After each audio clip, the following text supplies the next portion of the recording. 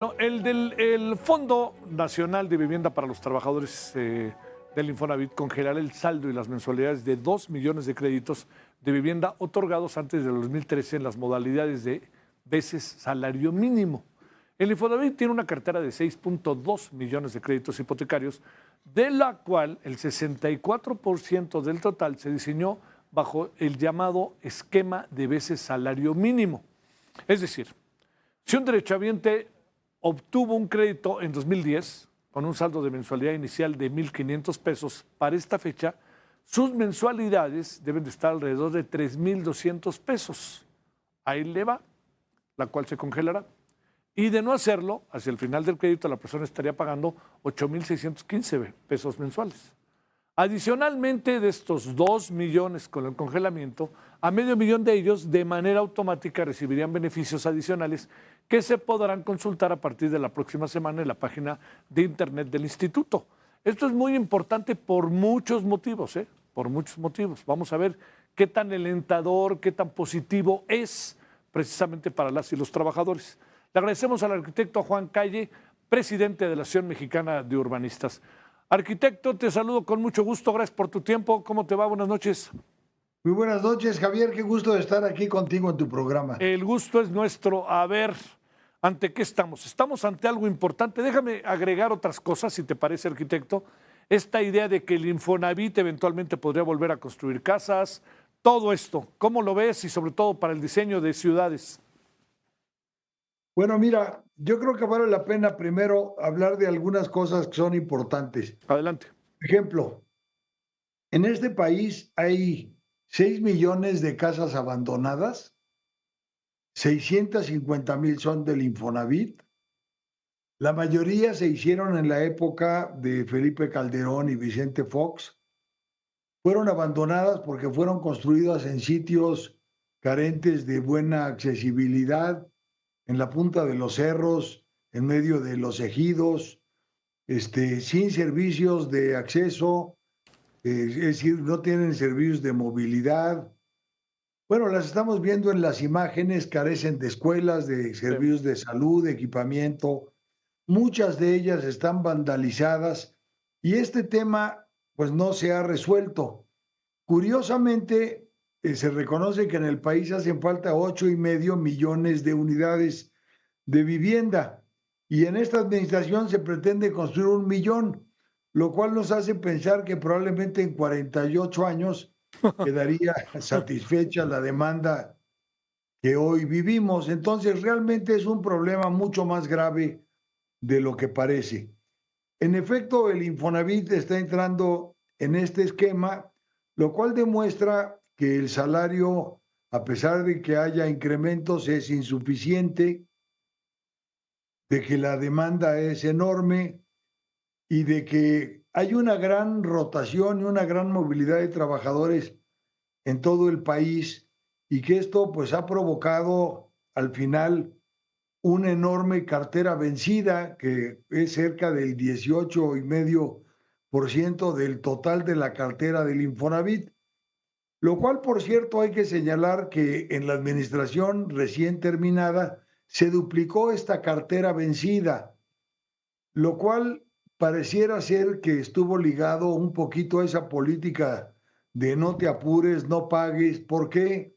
Porque se cancelaron los juicios que había contra los deudores y se entró en un esquema de negociación o de discusión para, pues, desmotivar a la gente a que no pagara. La realidad es que la cartera vencida del Infonavit en 2019 era del 8,06% y se duplicó al término de la administración anterior, lo cual quiere decir que hubo una política muy laxa en términos de cobranza por parte de las autoridades del Infonavit. Ujú. Ahora, pensar en descongelar, bueno, quiere decir que el Infonavit está realmente preocupado por la forma en que está creciendo la cartera vencida y que pareciera que financieramente es mejor congelar los precios y lograr que la gente pague a que siga creciendo el número de viviendas que se van abandonando o que simplemente la gente va dejando de pagar. creo que están en un problema real. Ahora, desde el punto de vista del desarrollo urbano, pues esta política sigue siendo tan mala como la que se siguió en aquel entonces cuando se construyeron este tipo de unidades como las que estamos viendo en pantalla, porque al final esto no favorece el desarrollo urbano. El Infonavit debiera de estar tratando de construir en zonas urbanas mucho más conectadas, mucho mejor ubicadas en términos del trabajo, en términos de la educación, de la salud y del equipamiento urbano. Es decir, el Infonavit está en un verdadero problema y tiene que pensar que la vivienda es parte del desarrollo urbano y no simplemente un espacio donde pernoctar sin servicios, porque al final la gente se ubica donde se encuentra su trabajo. Sí. En la medida en que queda alejada del trabajo, bueno, pues obviamente abandona el espacio. Y buena parte del problema se suscitó por hacer cosas y casas en sitios donde la gente no tenía ni acceso, ni trabajo, ni equipamiento urbano.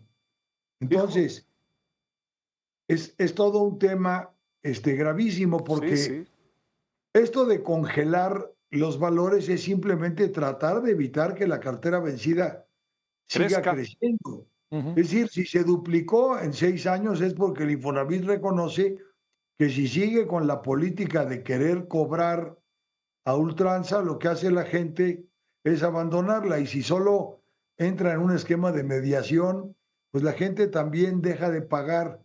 Entonces, pareciera que lo que se está haciendo es paliar el problema y no resolverlo de fondo. Por el otro lado, querer construir es una práctica que se superó pues, hace más de 40 años. Y la razón por la que el Infonavit dejó de construir es porque se vio inmerso pues, en enormes niveles de corrupción, porque al final todos los sindicatos empezaron a formar constructoras y empezaron a trabajar en la construcción de vivienda y pedían su cuota de asignación de contratos. Peor aún, si el Infonavit se convierte en un constructor directo y se quiere, digamos, ser el gran constructor de vivienda del país, desaprovechando el enorme número de empresas especializadas en el ramo, pues va a tener un quebranto enorme, porque al final no va a poder eliminar la construcción, digo, la corrupción. Sí. Ellos seguramente pensarán que ellos sí son buenos para construir, van a acabar subcontratando, en lugar de aprovechar lo que se creó con una gran infraestructura de Canadevi. Por supuesto, no haciendo lo que estamos viendo en pantalla, que resultó ser un fracaso. Oye, Viviendas Alejandro, muy pequeñitas. oye, Alejandro, a ver, arquitecto, déjame plantearte, Juan, perdón, déjame plantearte algunas de las cosas, Juan, que uno alcanza a apreciar. ¿Qué hacer con esas viviendas que ya están ahí tiradas, arrumbadas? Y segundo, te pregunto, eh, ¿por qué no paga la gente? ¿Porque no tiene dinero, no hay empleo, no hay manera de pagar? ¿Qué supones? Estas dos variables, Juan, tanto la que tiene que ver con todas esas viviendas que pues sirvieron para nada, algunas mal hechas y otras lejanas al lugar donde vive la gente, y segundo, todo aquello que tiene que ver con directamente el por qué el trabajador no paga. Supongo que tiene la voluntad de pagar, pero a lo mejor no puede pagar, ¿no? A ver, es obvio que muchos trabajadores pues no pagan porque no tienen la capacidad Ujú. para lograrlo. No olvidemos que si bien ha subido el salario, también buena parte del salario se ha ido en cubrir necesidades de salud, sobre todo familias de edad más o menos avanzada, Sí. porque al final del día, si el sistema de salud cayó en una crisis como el que ha caído, obviamente que la gente recurre ahora a la seguridad social que se obtiene en las farmacias y no en el sistema de salud pública. Ese por un lado. Por el otro lado, la gente encuentra una gran movilidad en términos de su trabajo porque al final no es estático, ¿no? La gente va encontrando fuentes de trabajo en distintos lugares y entonces abandona el lugar. La pandemia generó un grave problema que no se ha logrado resolver del todo.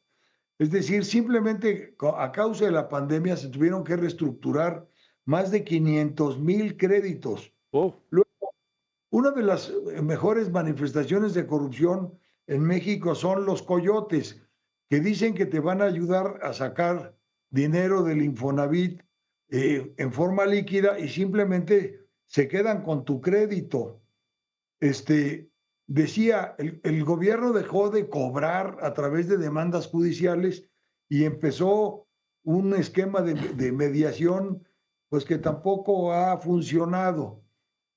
Ahora, al final del día, el gobierno dice es que la tierra urbana es muy cara, pero lo que no hemos querido aceptar es que lo que hay que hacer es subir la densidad de población en las colonias populares. Para que tengas una idea, una ciudad como la Ciudad de México, que aparentemente está llena de edificios altos, tiene un promedio en términos de su área metropolitana de piso y medio de altura.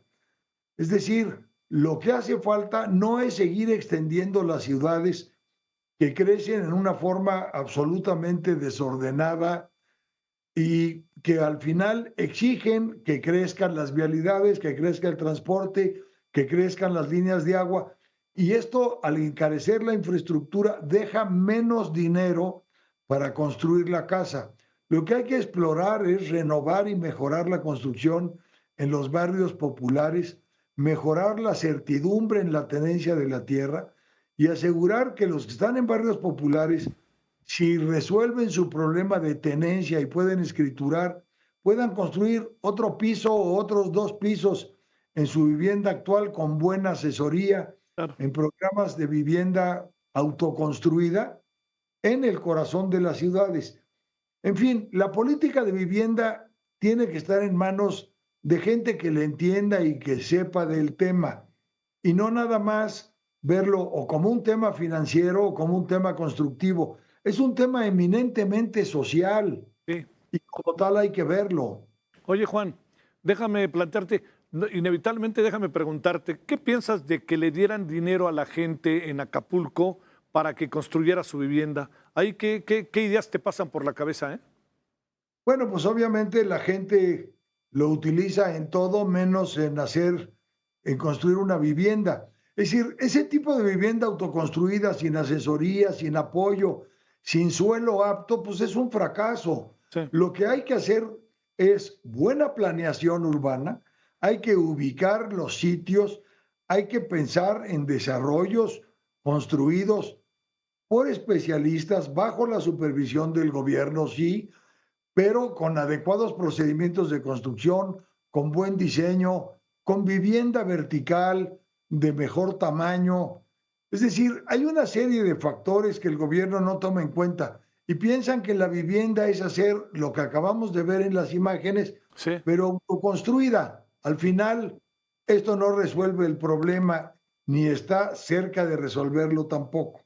Juan, ¿qué piensas para cerrar que acabe pasando, eh?